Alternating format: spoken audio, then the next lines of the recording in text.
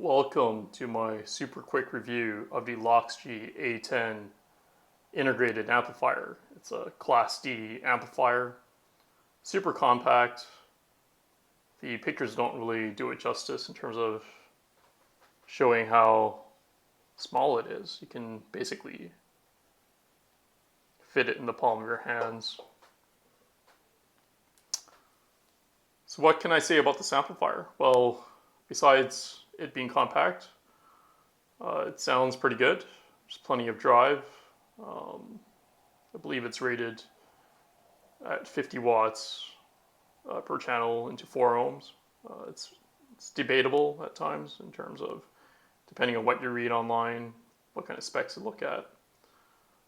But for the most part, it does drive my whole collection of speakers very well, even my low efficiency speakers, those being the B&W CDM 1s and the JBL 4406s. Both of those speakers are rated at 86 dB SPL per watt per meter, and this tiny amplifier drives it very well. I never really go past the halfway point. Typically in its operation, I'm about a third of the way on the dial, and it drives my entire collection of speakers plenty well. In an apartment setting, it basically it's louder than I would comfortably listen to in my living room. Again, it's my living room being about 12 feet by 12 feet, typical kind of sort of apartment setting again. So, right,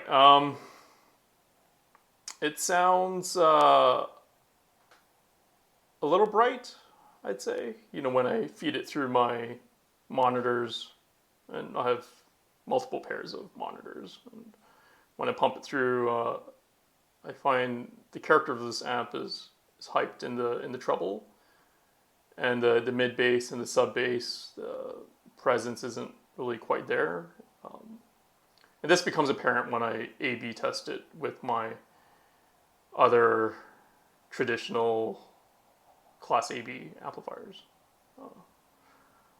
So when I again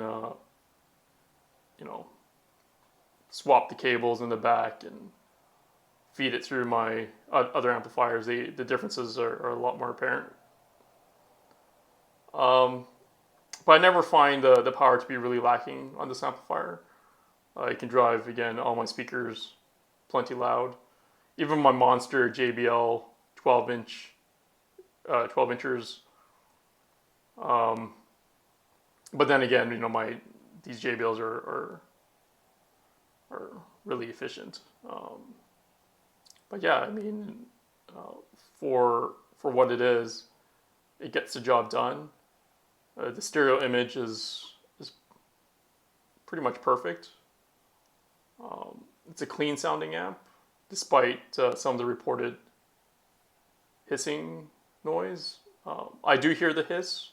It's audible when I'm about 1 or 2 meters away from my speaker. Again, it really depends on the efficiency of your speaker, but it is audible, and it's a lot more apparent when you're about there at the 12 o'clock position of the volume dial. But at this point, you're already blasting your speakers. It's almost too loud, and I never really operated at that level. So again, the typical range of operations about there.